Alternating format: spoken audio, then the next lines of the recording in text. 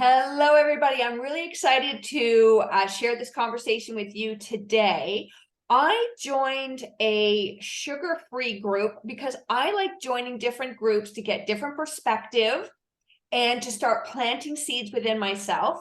And Heather was in my group, or actually she's in the group, and she reached out to chat with me, and we just had the best conversation. And I said, okay, we need to do a podcast.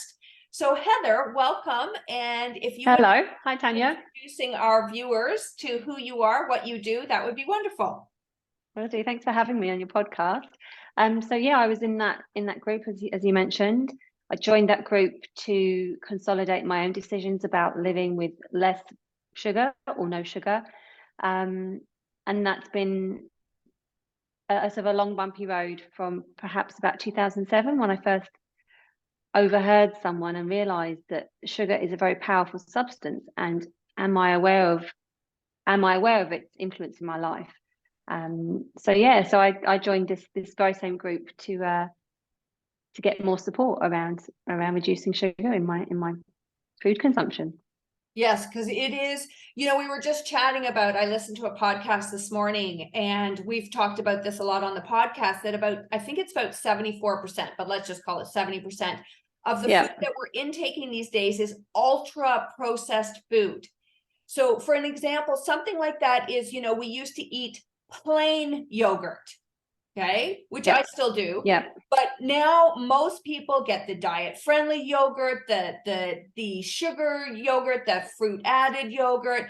That's an example of an ultra-processed food. And this podcast was actually talking about the fact that, and I was listening to something yesterday, that there's a lot of healthy substances, so especially if you move into this wellness space, and I definitely was victim to this, where you think you're eating healthy, but it's just healthy food with sugar.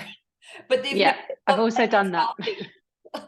Yeah, I've gone through that. So maybe take us back to the beginning of, just because we both know, and my viewers know, and if they don't know, they're definitely more aware of, that sugar is a drug. I wrote a book called Cookie Dough in the Dark. I had a massive sugar addiction for decades. It is an incredibly hard substance to get off of because it is in so much of the food we consume. Marketers confuse us. It's one thing I am learning too is that I have some ADHD tendencies, which means I'm low in dopamine, and sugar really spikes my dopamine, and dopamine makes you feel good, and it's a very easy hit. So, I've learned so much about this, and I can absolutely 100% say that I have decreased the sugar in my life, but it's still there.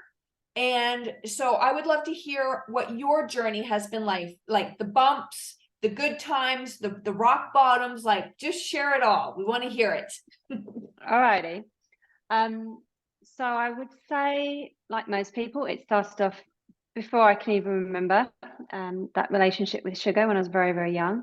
I'm seeing it through the lens of my awareness now, but I wouldn't have had this awareness at the time, of course, that sugar was a treat. It was fun. It was bonding. It was something you did after school. It was something that your nan gave you. At the same time, I remember having moments where I didn't enjoy it. For example, things like ice cream. I would actually just throw it up. Chocolate biscuits, I would just throw up. And there were other food substances as well that just didn't seem to sit well in my body. But I'd never come across anyone else that had that reaction or didn't vocalize it. So I thought, well, that's obviously my problem. And I just kept going. And eventually, actually, my body stopped that response. It sort of almost overrid it. I'm also neurodiverse, and I didn't know that at the time. So I think sugar was a massive part of my coping mechanism in a house that was very, what's the word, turbulent, in terms of family relationships, divorce, and then step parents and that kind of thing. So a lot going on, very overwhelming and very stimulating emotionally. And sugar was, again, I would never have worded it this way, but it was probably helping me cope. It's a little bit of a companion. And I remember needing to ration it. Even at that time, I seemed to be someone who would be a little bit distracted if the bar of chocolate had been opened. I'd be thinking about, when shall I finish it? Am I allowed to finish it today, or should I wait till tomorrow? And thinking, giving it quite a lot of thought as a sort of a sensitive soul. And the same with biscuits and things like that. So it seems to be very hard for me to be sort of just one biscuit a day, as a sort of, that didn't seem to be possible for me, and I didn't really understand why. So fast forward many years, university, I started drinking a lot, lots of sugar there. So from what I understand now, it's an adult version of sugar almost, it's another way of taking it in, which was also masking nervousness and social anxiety, and feeling sort of that I didn't fit in. And it helped with the overstimulation of someone who's neurodiverse. It definitely sort of somehow sort of toned down, what's the word, dumbing down, I don't know if that's acceptable, it's toned down life in a way. So fast forward to 2007, I ended up in Thailand at a retreat that I never had expected to go to, and I heard a lady talking about sugar, and she was saying, it wasn't a conversation that I was part of actually, but it was in the room. And I remember her saying, sugar's like getting off heroin. So I was like, blimey, they're strong words. I've never done heroin, but I know it's a class A drug, very difficult to get off from what I've heard. And she's comparing sugar to that. So I was like, wow, okay, that's interesting. So that was when I really sort of feel like whatever it was that was within me poked through, if you want to look at it like that, my sort of consciousness. And then, yeah, definitely started becoming aware of sort of the binging with sugar, trying to make healthier choices. And I also started teaching yoga about 2005, but I was still teaching at that time a lot, every day, and was into health and wellness and improving my energy levels. And but also, actually, it was very stressful. Teaching is not always zen. It's quite demanding. There's lots of emotional demands, spiritual, physical, and I found that difficult too. Long hours, business demands. So it was still fulfilling its purpose as a coping mechanism, even within that space. So it wasn't until I gradually improved my food. I'm not so keen on the word clean, but I gradually made it less processed. That was the key thing I did. I was gradually making it less and less processed. And then when I moved to Sydney in 2017, I came across a yoga teacher who I'm still training with. And he kept talking about sugar in his classes, how it affects your kidneys, how it affects your skin, how it affects your energy levels, how it affects stiffness in your neck and shoulders and back. I was like, I've got all those things going on, and how it affects your sleep and how it affects your hydration. So he's the one that really made the biggest shift to not living with what I thought were healthy sugars, because I was drinking maple syrup like it was a drink, not I was drizzling on my yogurt with my fruit, but I was getting through a fair amount of honey and maple syrup and those kinds of things, a lot actually. So yeah, anyway, to get to the sort of the last few years, which have been a lot less sugar, enormously less, is really thanks to him sort of, do they call it titrating, almost like sort of just gently keep bringing it up in a very non-judgmental way, in a very factual way, in a very zen way actually, and just keep constantly hearing that in the process of a class when I'm aware of my stiff back was very helpful. Also migraines, so I feel like sugar is a big piece of the puzzle of for me solving migraines, being calmer. That helps with neurodiversity, and energy levels. So they're the main things. So now I've experienced being sugar free. It's amazing. I've done no sugar processed. I've done no fruit as well at times. So I know what it's like to have nothing. And I felt so good, particularly energy levels. I didn't realize you could have a day or live life without feeling tired, because it's normalized. Everyone's tired. I don't know anyone who's not tired. So it was a bit of a revelation to go, I'm not tired. It's 3 o'clock in the afternoon and I'm not tired. And another day, I'm actually not tired, you know. So I think that's what I see through the health and wellness space that I still work in, is that's what most people are struggling with, is tiredness above all. That affects their emotions, that's how it affects their choices, it affects their relationships. There's so many things that I feel might not happen if sugar wasn't part of their life, or to not such an extent. So for me now, I'm kind of playing around with different types of sugars, and a little bit being a bit sort of curious, and the last few months sort of in a way wanting to consciously again re-experience, what does sugar do, how does it make me feel, how is it to try and not have it, and how does that feel? So deepening the consciousness about what sugar is, how it makes me feel, how do I get drawn in, how do I get myself off it, so that I can live with reduced sugar or no sugar, depending on my choice, and also guide others to also, navigate that. Because I think most people, even if they've had large periods of time with no sugar, and I've met a lot through this community, so many of them go back to sugar even after a year or two, and I was no sugar for a year and a half. So it'd be interesting to guide myself through a sort of a second wave at a deeper level, and also help others do that as well if our paths cross. So that's kind of where I'm at the moment. Okay. Oh my gosh. You know what?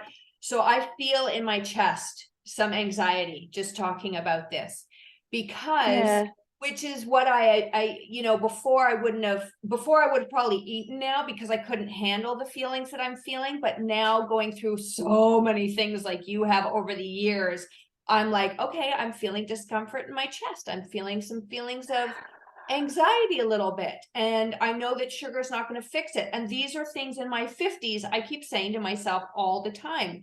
So it's really interesting. I thank you so much for sharing your story, because I really want people to understand it's a process. It's a process. And even though we know information, how do we begin to take action? And like you, I think, correct me if I'm wrong, but also like myself, like I went through a period of time where I really, and again, it's still sugar, but I stopped baking and I went to raw baked. I did raw, like with dates and maple syrup. Yeah. But it was so much less than what I was used to. And I felt the best I've ever felt in my life. And then life started to creep in again. I have a husband and I have children, and life started to creep in. And my friends say to me, Tanya, if you feel that good, why do you then slip back? And I'd love to hear if you have some things of why you slip back. But I think sometimes, like, honestly, I felt so good. I had boundless energy. And I mean, I have energy now, but I had even more, right? I had more energy. I was so clear. Definitely, I know sugar affects inflammation in the body. Like, I cannot lie to myself anymore. So I lied to myself for years. I was very sick for years, and I lied to myself. And even though I was maybe considered somewhat of a healthy eater, if you look out in society, if you zone in, there's so many lies that are told to us, right? Like, cereal is healthy. No, it's not. Brown toast and jam is better than white toast. Like, it's not. It's all sugar. And so you really start to, I really worked to get rid of this through the process. Like, I got rid of cereals. I started drinking smoothies. I felt amazing. Many people don't know how to balance a smoothie, so a lot of them can be sugar smoothies.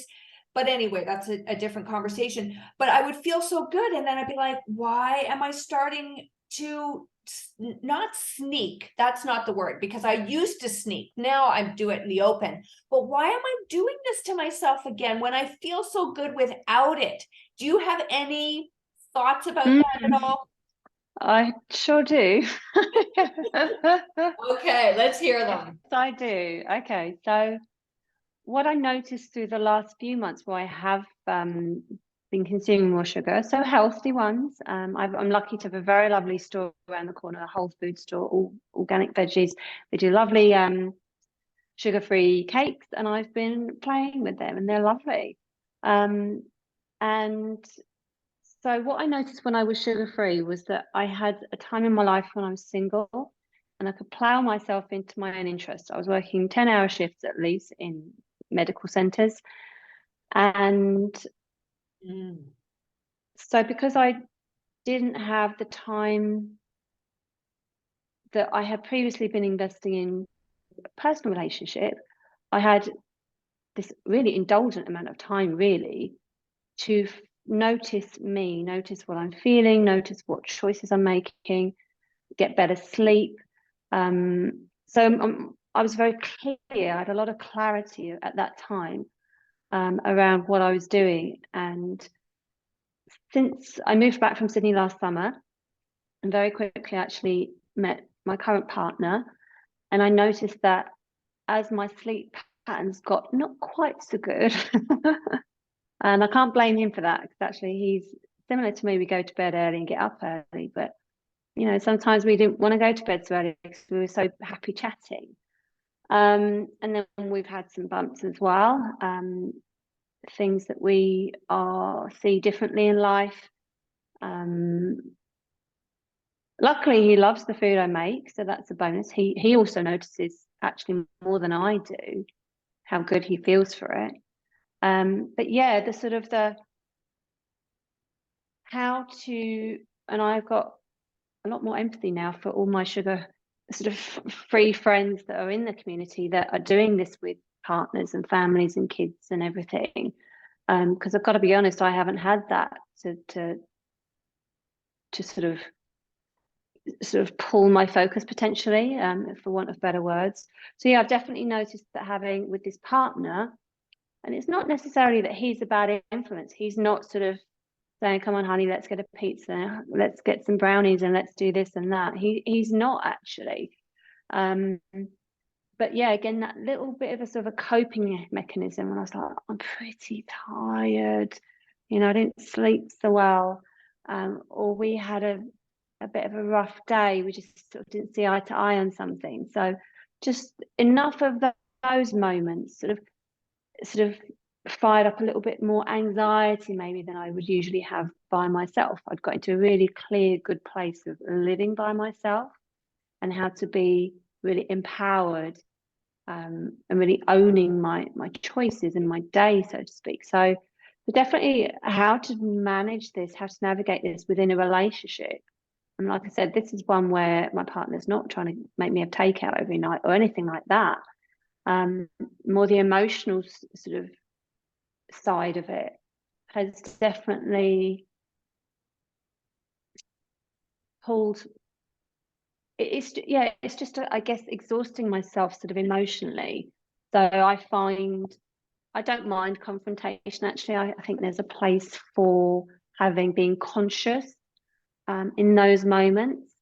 At the same time, I still notice anxiety or fear and lots of other sort of things that pop up, and how adrenaline can pop up when you feel fight or flight and those kinds of things, and how exhausting adrenaline is, for example, which I noticed when I was working a job that also sort of sparked adrenaline sometimes. So yeah, so how to navigate relationships, and you know, children. He has children. I can see how challenging it is to stay really focused and centered on my choices, at the same time really be open and vulnerable and not be too contained. How can I make my container kind of bigger almost, and keep the same level of awareness and noticing in my body that I can maintain by myself within a space with others. And that, I think, takes an even deeper sense of feeling centered. The more centered I am, then maybe the more open I can be. So it's I'm just still in a space of kind of processing and learning this, and reflecting, how do I keep that and invite this into my life? Because I don't want to stay small. I want to expand and evolve and grow. So I'm really interested in this challenge of keeping my integrity and promises to myself, and that ownership of my choices within a bigger context. So that's the current challenge. That is so beautiful, because you know what? I love your openness and your vulnerability, because you and I chatted and I said to you point blank, I'm like, do you have children? Because when you, and this is just my experience, and it really ties back again to that I, like you, did not learn coping mechanisms to deal with my emotions besides eating them and drinking them. And for a time I even smoked, which is just, oh my gosh, but both my parents smoked.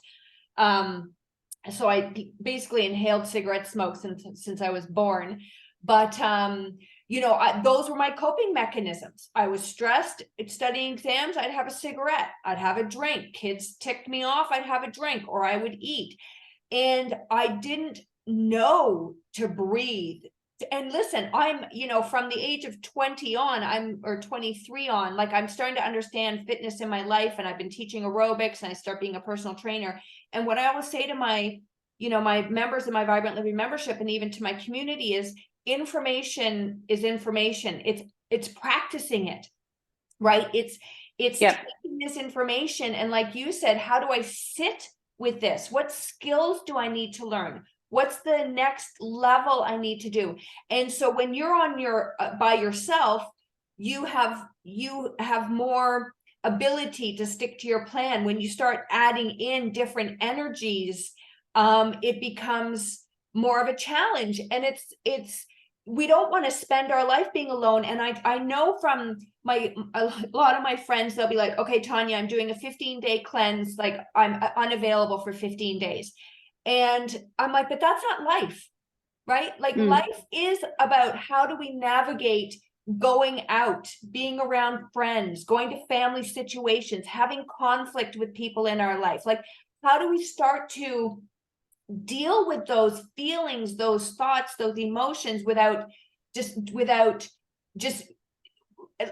going to turning to food, which is what many of us do. And that's because this is what I say to people. It's not your fault. We live in a massive industry. Like, this world is constantly blinking blinkers: eat, drink, gamble, smoke, vape, drugs, avoid pain. And then you have to work with your brain, which is avoid pain, seek pleasure.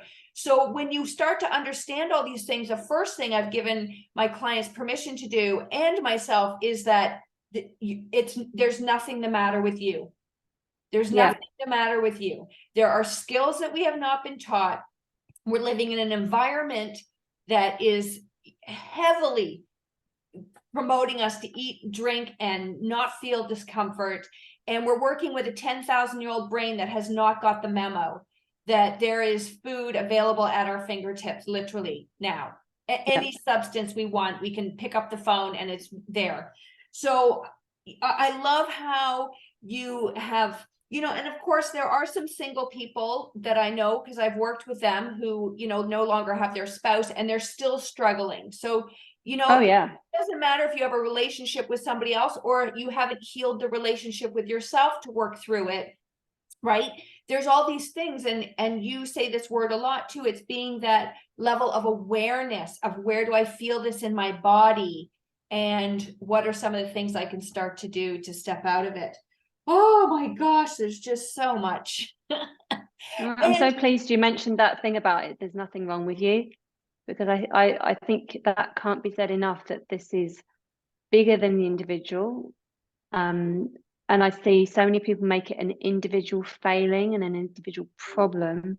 And that breaks my heart, because I know they're trying to do that within a system which is, as you said, it's just everywhere and normalized and so easy to get hold of, and so many other things that you could bring up at this point, like you said, corporate things, marketing, disconnection from nature, you know, everything.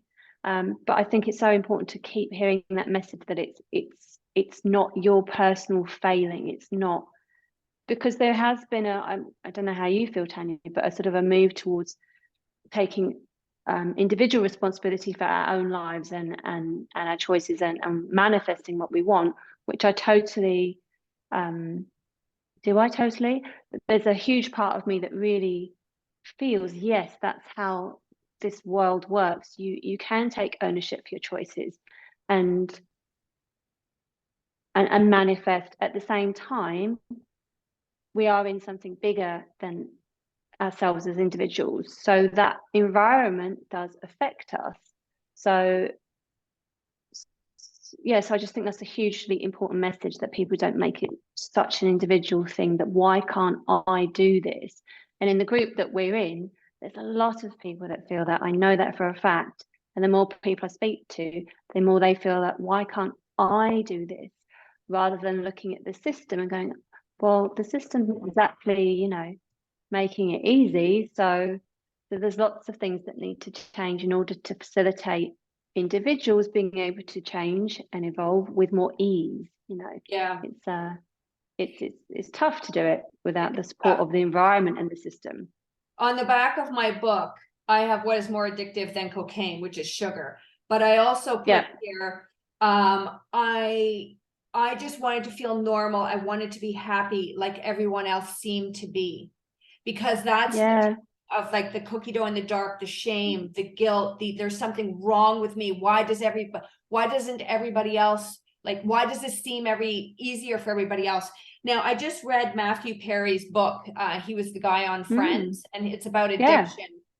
And I was really, oh my gosh, his story is crazy. And I'm so happy that when I was sad in my 20s, and again, this is my adventure, my choice, but I remember going to talk to a therapist, psychologist, I don't know what, and he's like, well, here are some pills. And I said to him, I don't want pills. Like, I don't want pills. Now, that was my choice, but that could have led me down another road of addiction. And Matthew Perry talks about like the times in his life when there was a decision, and he's like, I wonder what my life would have been if I hadn't have taken that pain pill. And unlike drugs, food is something that we eat every day. And this is why I say to people, like, it's a tough one, because you can't just stop eating, right?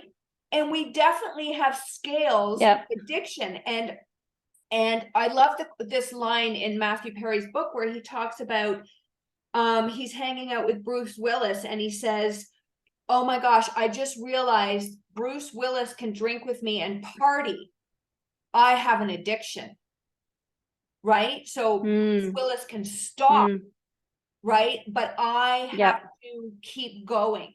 And there's and I always say to everybody, like, look on a scale of 1 to 10. You could be a 1 where you can have a piece of pie and you're on with your day, right? I was the person that had a piece of pie and then ate the whole pie and then probably got ice cream and made cookies, and I couldn't stop. So this is why I know I've improved so much over the years, and to look from where you were to where you are now, and to remember to applaud yourself.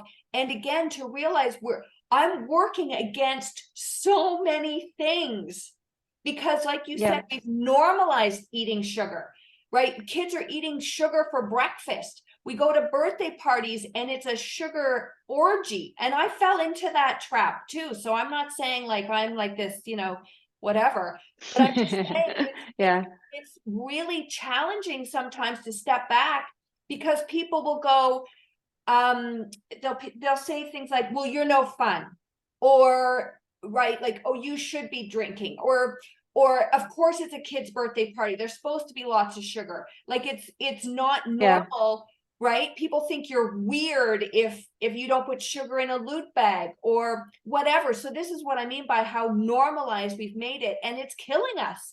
It's actually physically, mentally, and emotionally destroying us. And even though I know all these things, I'm still like, ooh, man, that cat is so good. But with each, there's definitely moments and seasons in my life where it is easier than other times. And like you, I, instead of berating and being condescending to myself and mean, I've put on my curiosity hat and my compassion hat, and I go, okay, this is interesting.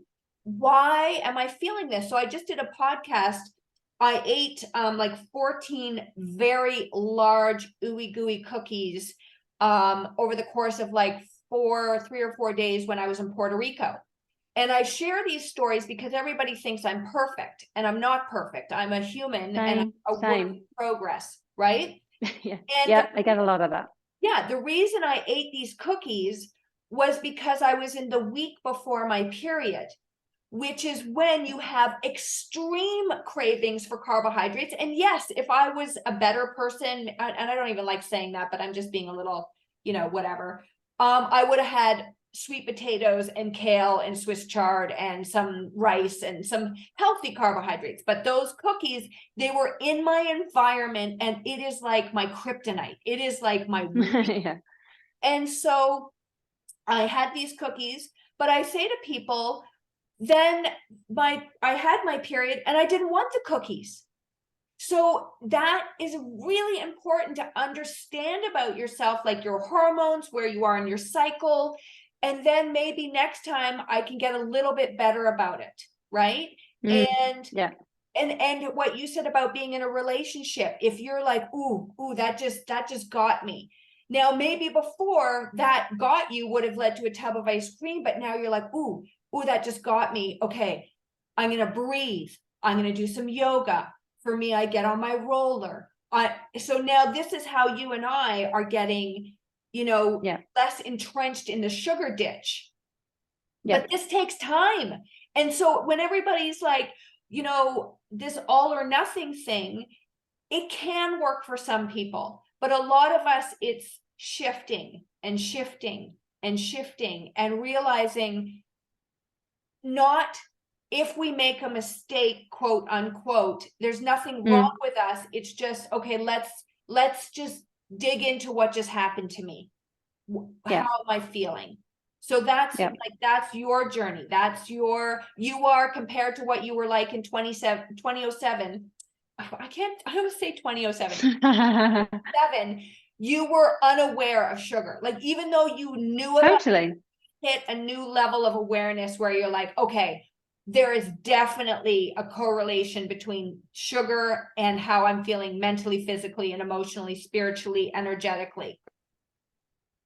Yeah. Yeah, no, it was a vivid moment of hearing it on the outside for the first time ever, that someone was trying to give up sugar and this is what it felt like for them. So I was like, oh, okay. And just so shocked by the intensity of the comment that, I think the intensity of the comment was almost necessary to kind of open up this Pandora's box of like, blimey, what's in there, for her to say such a comment. If it had been milder, it probably wouldn't have had the same effect, to be honest. And I have heard similar comments now from other people. There's lots of people in the group that have had other addictions, many actually, and find sugar the hardest, the very, very, very hardest. Like you said, because it's almost taboo still surprisingly to not eat sugar. You still get offered it. There's many comments about you wouldn't offer an alcoholic a drink, or all the other sort of, and it's the same with someone that eats sugar and doesn't want to because they know it really does not serve them, that people will still try and keep encouraging them as if there's something wrong with them that they're not having it, rather than support their journey and their choice.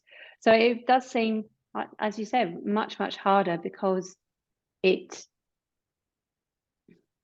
hard to know what other people's motivations are for wanting you to eat sugar. That's another rabbit hole that you can, well, why do they want you to eat sugar? But well, this is part of this new identity, which I think you and I talked a little bit about before. Who am I if I don't eat sugar. Okay. So what happens is like, so I can put this into relation of drinking and smoking. So if I choose, so, you know, I'm just using this as an example. This didn't happen in my life, but I have worked with clients about this. So they want to stop drinking and smoking. Okay. But every Friday night, they hang out with their 10 friends at a bar, and it is part of them. It is part of their identity, their life. And so if they choose to not drink and smoke, they can't go to that bar on Friday night. That is like putting brownies or cookies in front of me, or Coke in front of an addict. Like so now it's not about them giving up alcohol and just pick one. It's about them not hanging out with those people. And so now you're like, well, now what do I do differently on a Friday night? And now this isn't just, I'm going to quit drinking. This is like, oh my gosh, this is changing my life. Right? So who am I if I stop eating, or sorry, drinking, let's just say drinking. Well, I'm not hanging out at the bars on the weekend anymore.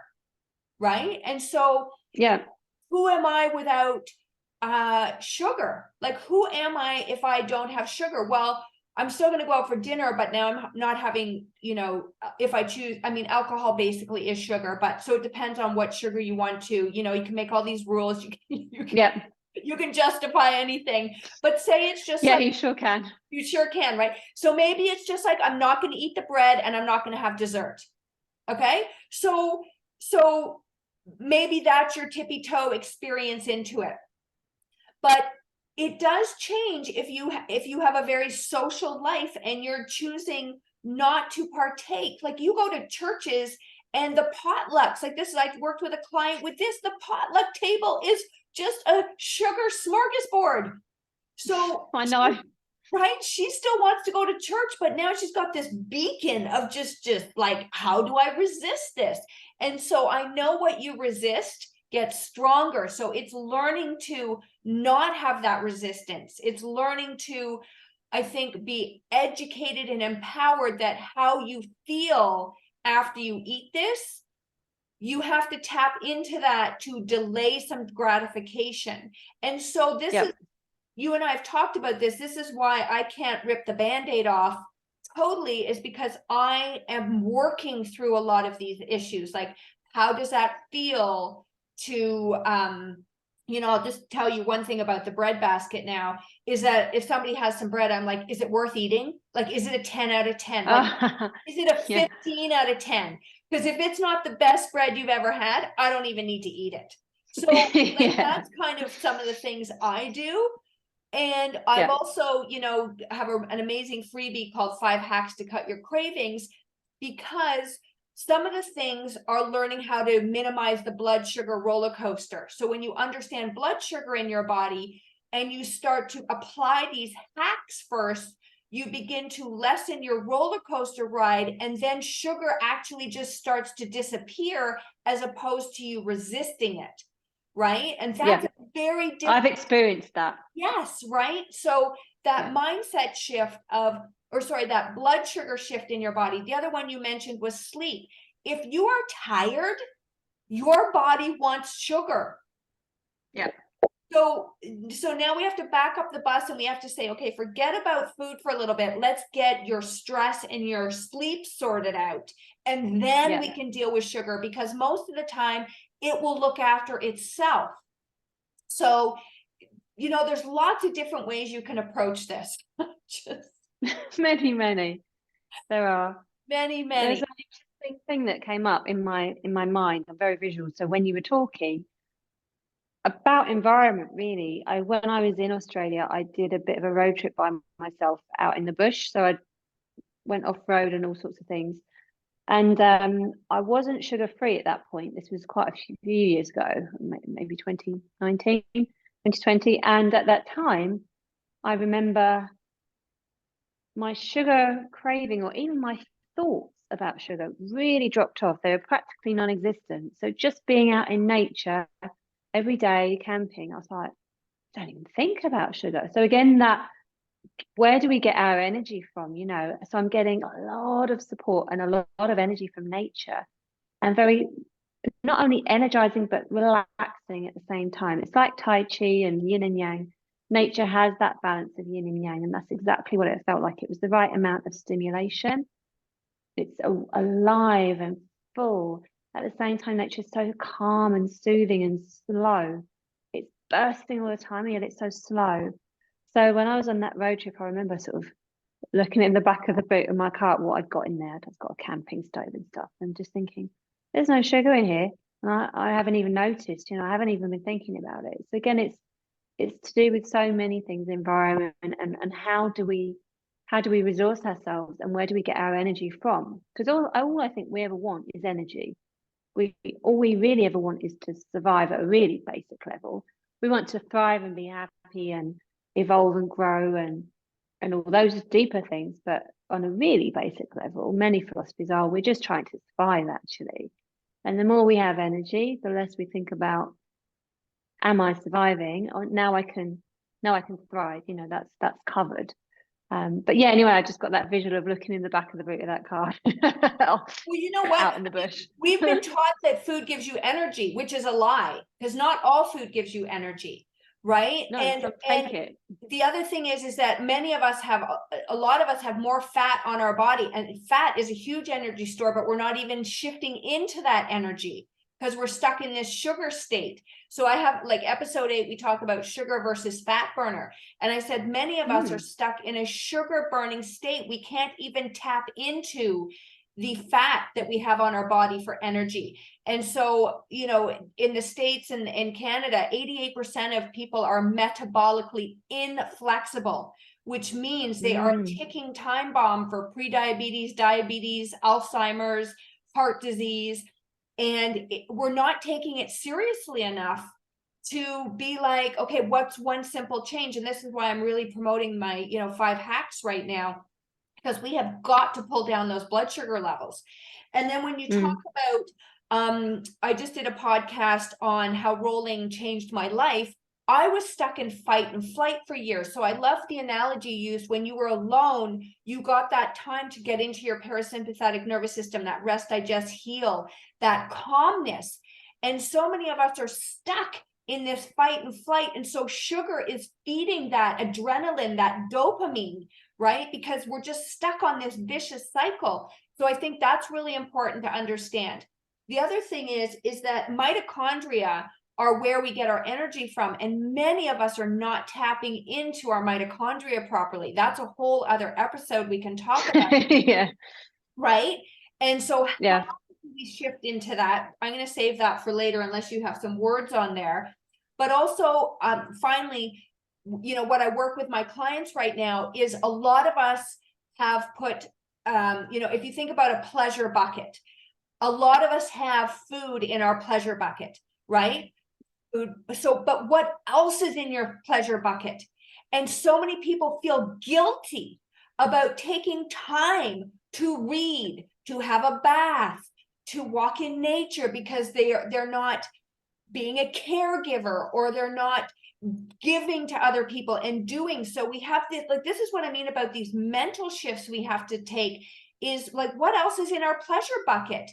And that we can, like, I had a mother who felt extremely guilty sitting down and just relaxing, because she's like, I should be doing something. And I said, no, you are doing something.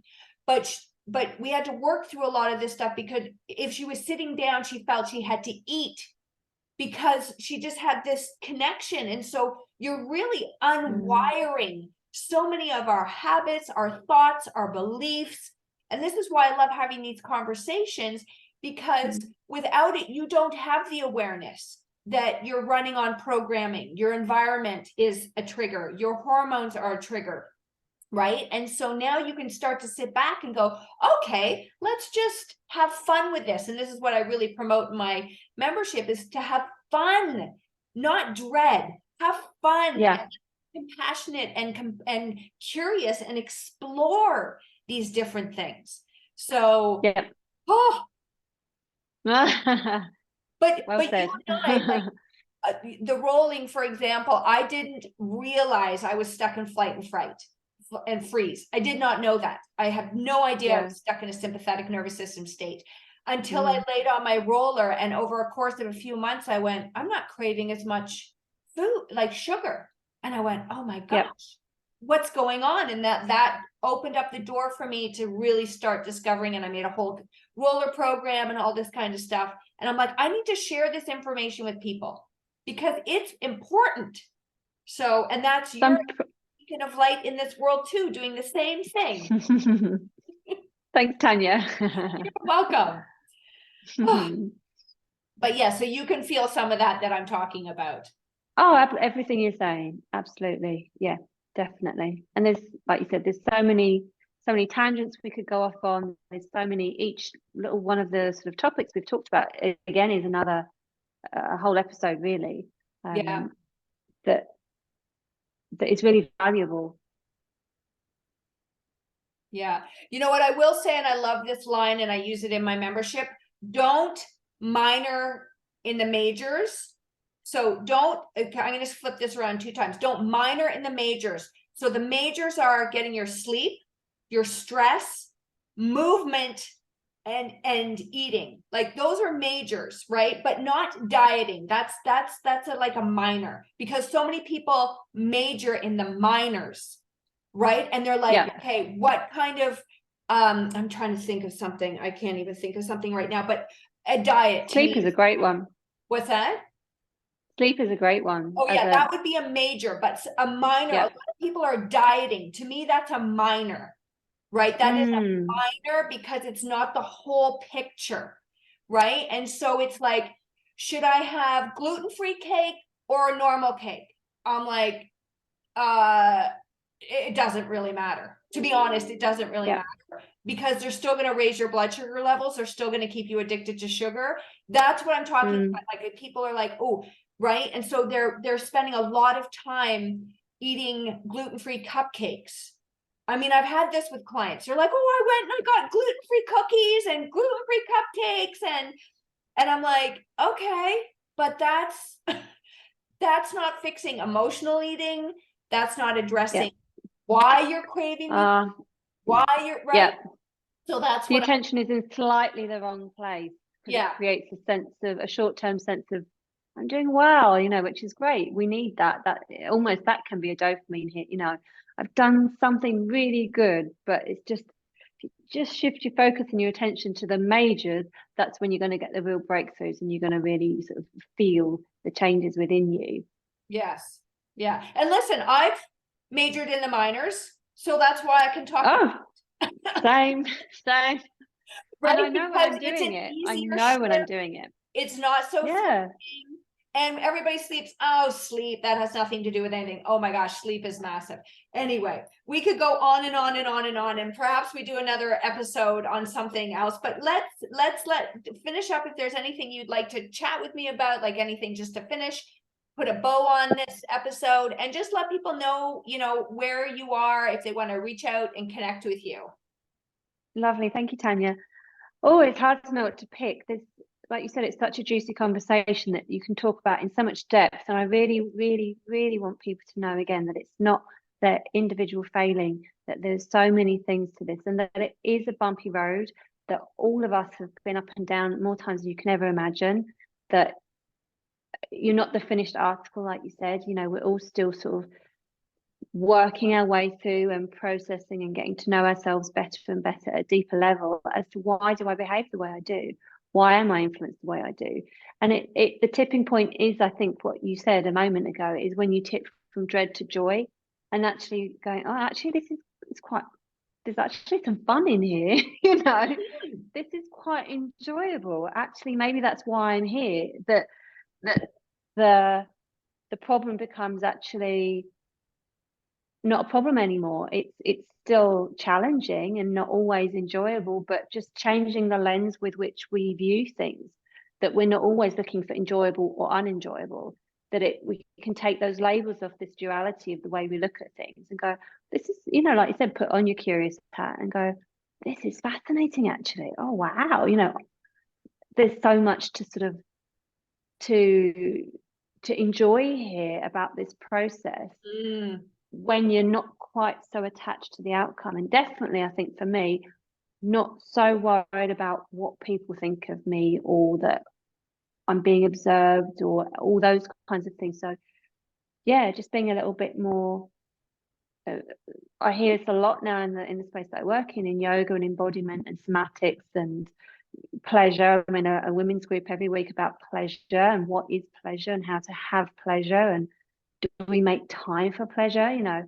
And all of us are kind of having, again, these epiphanies of like, pleasure, like, oh, I don't really make time for pleasure. And many people say even the word feels a bit icky sometimes, like, ooh, pleasure, you know. And all of us are sort of healing our relationship with pleasure and finding ways to have pleasure in our lives. So there's been lots of different parts to this.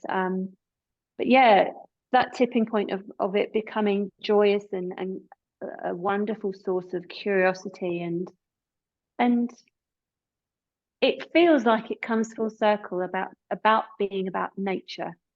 And I include humans as part of nature, the big grand scheme of things.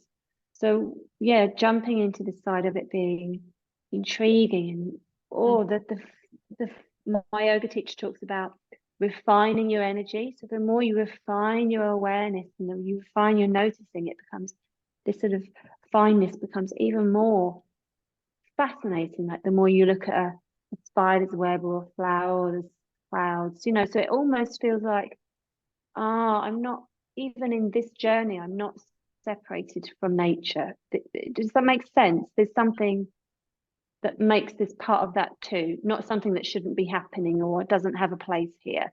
It's sort of, this comes from, more the yoga side and philosophy, but no, that the oneness and the naturalness and the nature of the experience.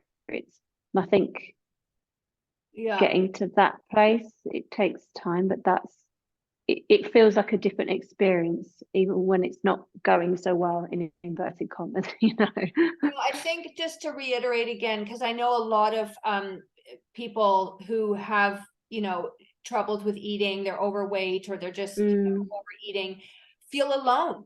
They feel like it's a problem, they're alone, they can't even talk about it, they can't join a group. And I love Joe Dispenza's work. I don't know if you've read any of this. Yes, I have. Yeah, brilliant.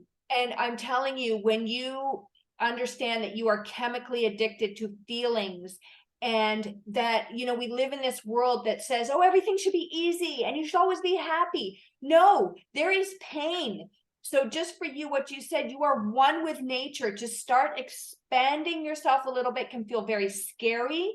It may feel unsafe, but just take little tiny steps to work through this, so that you can integrate yourself back into community, right? So that's definitely part of what you integrating is important. Really important. So I have sorry, go ahead. That's all right. I was just going to say, I'm a carer now. I do a lot of care work, and there's people that I work with, and I'm going into their homes, and they have all these sugary things everywhere. And that's difficult not to say anything, because that's not my role in that particular space. My role is to support them, to enjoy what is comfortable for them, So that's a bit of a tangent, but yeah, it's just interesting what comes up. Yeah, I know people always say to me, Tanya, you should be telling everybody this. And I said, no, I've had like many anxiety attacks in my life trying to save the world. And I just said, you know what, if people want to listen to this episode, or they want to join me in my membership, or they want to ask me a question, but I do not tell anybody what they should do. This is just my journey. And if it makes you go, you know what, that's a possibility for me, then awesome. And if it doesn't, that's fine. And if there's somebody who you feel this episode would benefit, share it. But I just, I can only empower and educate and inspire. And telling people what to do is like pointing your finger and feeling like it's a child. And when you do that to somebody, they feel small, they feel defensive, and they go, F you, watch this, because that's what I did for years. And I'm Yeah. like, okay, and if you don't want to see it, I'll just do it in private. And then I'm going to feel shame and I'm going to feel guilt. Yeah. I've been through all of that. Oh my God. It's so. Yeah, we've all done a few FUs, haven't we? Yes, exactly. All right. So Heather, where can everybody find you? So I'm on Facebook. I have a Facebook page called the Reduced Sugar Lifestyle.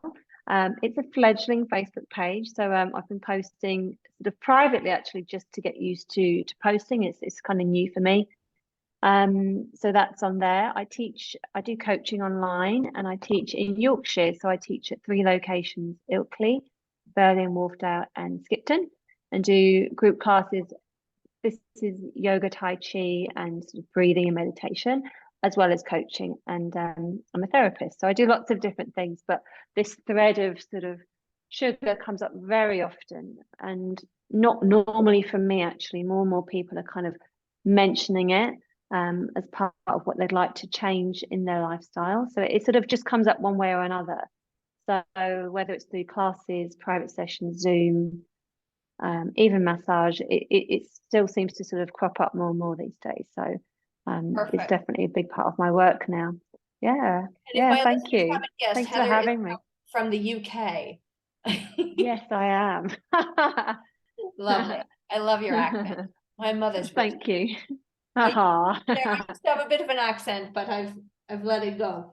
All right. Well, thank you so much. I know we could probably talk for 3 more hours because we could go on so many different routes. So perhaps we have you back again, because every time we meet, we have different stories, we have different experience, and we can share more like that. So absolutely. Thank you for coming on today, and I will put your information. Thank you so much for having me. It's been fun. Welcome. Thank you. Thank you, everybody, for listening.